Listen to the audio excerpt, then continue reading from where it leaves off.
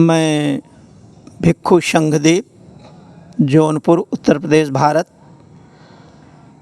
बुद्ध शासन चैनल को ढेर सारी मंगल कामनाएं। आज मुझे अवसर मिला है अपना जीवन परिचय देने का। मेरा पहले का नाम शाक्य आर्यश मौर्य है। मैं ग्राम मझलीपट्टी, पोस्ट बैजारामपुर, तहसील सदर, ज़िला जौनपुर, उत्तर प्रदेश का निवासी था। मैं अपने बचपन में बहुत सारे संघर्ष किए। बचपन से ही मैं संघर्ष करता चला आया। मेरे अंदर पहले से ही करुणा मैत्री बचपन से ही था। जब कोई झगड़ा करता था तो जो कमज़ोर होता था मैं उसी की तरफ से हो जाया करता था। और पढ़ने में मैं बहुत तेज़ था। मैं प्राइमरी में सबसे तेज़ था। मैं मॉनिटर हुआ करता था। मिडिल में गया तो वहाँ भी दूसरे विद्यालय के बच्चे आए। उसमें जब मेरा कंपटीशन हुआ तो उसमें भी मैं नंबर 1 पर आया। और जब हाई स्कूल में गया तो वहाँ भी दूसरे से विद्यालय से बच्चे आए।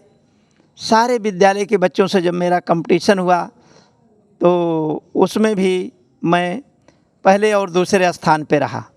लेकिन मैथ हमारी इतनी अच्छी थी, राइटिंग हमारी इतनी अच्छी थी और मैं चित्र बहुत अच्छा, कला मैं बहुत अच्छा बनाता था कि लोग प्रसन्न रहा करते थे। सब दूसरे क्लास के बच्चे आते थे हमारा कला की कॉपी देखने के लिए, मेरी कलाकृतियाँ देखने के लिए। मेरा मन भी बहुत प्रसन्न हो जाया करता था कि मैं इसका मतलब बहुत अच्छा कलाकार हूँ। तो मेरी शिक्षा इंटरमीडिएट तक है। इसके बाद में मैं टेक्निकल क्षेत्र में पीएचडी किया हूँ। एक समय की घटना है 1985 की। मैं गया था दिल्ली। मुझे बजाज कंपनी ने आने जाने का टिकट कराया था, ट्रेन का रिजर्वेशन। और वहाँ पर जो मेरी ट्रेनिंग थी, उस ट्रेनिंग पीरियड में जब मैं गया तो वहाँ 4 इंजीनियर हमको पढ़ा रहे थे ट्रेनिंग पीरियड में। वहाँ पर 5 स्टेट से बच्चे आए हुए थे। उन 5 स्टेट में मैं टॉप किया था। सारे इंजीनियर बहुत खुश थे हमसे।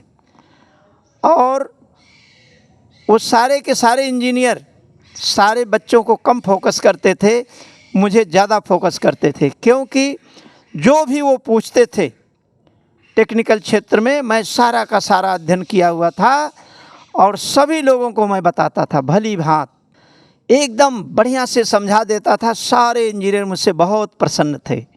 तो वहाँ पर मुझे बहुत बड़ा सर्टिफिकेट मिला और मैं टेक्निकल क्षेत्र में पीएचडी सर्टिफिकेट हासिल किया। तो ये मेरे जीवन की एक बहुत बड़ी घटना है। और इस सच्चाई से हम आप लोगों को इसलिए अवगत करा रहा हूँ कि जो आजकल लोग पीएचडी कर रहे हैं, दूसरे की थीसिस लेकर के कर रहे हैं, वो मेरा अपना खुद का तैयार किया हुआ थीसिस था, जो मैंने अपने परिश्रम से, अपने बुद्धि और विवेक से उस थीसिस को तैयार किया था। इसलिए 4 इंजीनियर मुझसे प्रभावित हुए थे। और चारों इंजीनियर दूर के थे। कोई मद्रास का था, कोई उत्तराखंड का था, कोई हिमाचल का था। और एक सज्जन जो थे इंजीनियर साहब, वो हमारे यूपी के ही थे। ये 4 इंजीनियर हमको उस समय ट्रेनिंग दे रहे थे। तो ये आपके जीवन की बहुत बड़ी उपलब्धि हम आप लोगों के बीच में रख दिए हैं। इससे आप लोग भली भांत अवगत हो गए हैं। 1974 में हमारे ज़िले में, हमारी रिश्तेदारी में 2 परिवारों में शादी संपन्न हुई।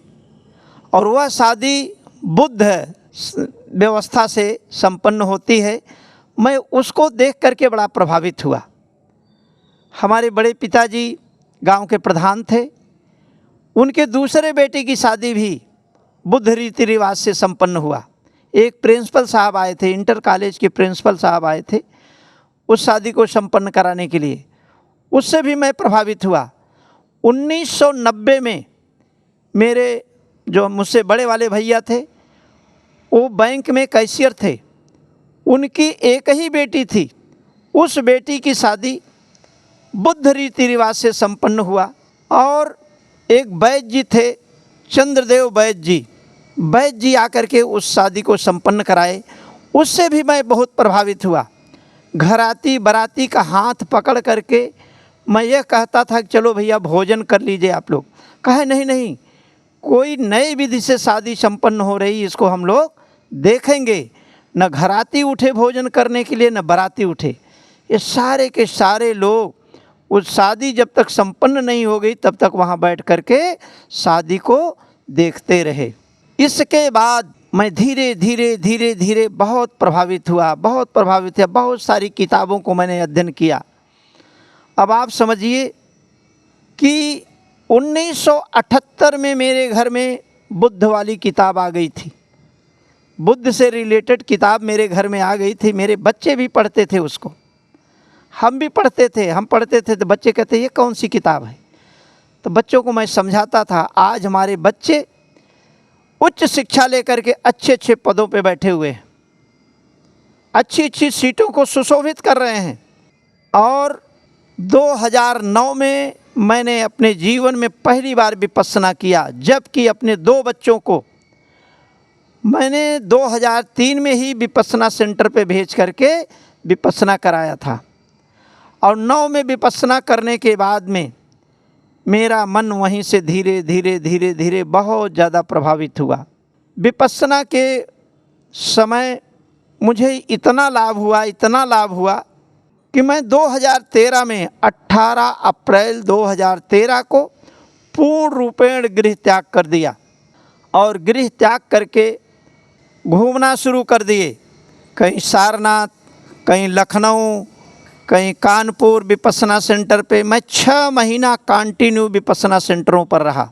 इसके बाद 2013 के अक्टूबर में धम्म विजयदशमी के दिन ही हरदोई ज़िले में जाकर के बालामऊ में एक सम्राट अशोक की लाट बनी है, वहाँ धम्म विजयदशमी का मेला लगता है। दूर दूर से लोग, दिल्ली तक से लोग आते हैं उस मेले में। तो वहाँ पर मैं जा कर के भिक्षु प्रज्ञा कीर्ति से मैंने चीवर धारण किया। और इसके बाद में बीच में पुनः चीवर को उतार कर मैं समाज को जगाने का काम करना शुरू कर दिया।